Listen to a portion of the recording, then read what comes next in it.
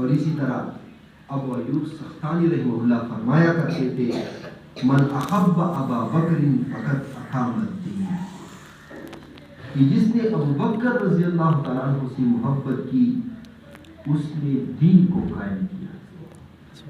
ومن احب عمر رضی اللہ تعالیٰ عنہ فقط اوضع السبیل، اور جس نے حضرت عمر فاروق رضی اللہ تعالیٰ عنہ سے محبت کی اس کے لیے راستہ واضح ہو گیا۔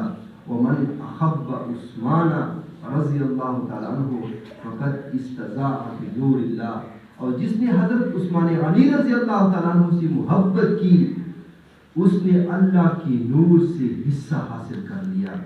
ومن احب علی رضی اللہ تعالیٰ عنہ فقط اخذ بالعروۃ الوثقی، اور جس نے حضرت علی رضی اللہ تعالیٰ عنہ سے محبت کی اس نے اللہ کی رسی کو مضبوطی سے پکڑ لیا۔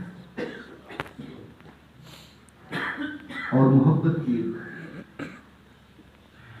چوتھی علامت کثرت الصلاۃ والسلام، کہ جس بندے کے دل میں محبوب کی محبت ہوگی وہ محبوب پر کثرت سے درود و سلام پڑھے گا۔ یہ بھی محبت کے تقاضوں میں سے ایک تقاضا ہے۔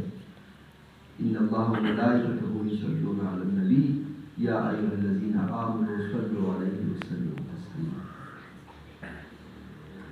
سید القراء ابی بن کعب رضی اللہ تعالیٰ عنہ کے بارے میں آتا ہے کہ ایک دفعہ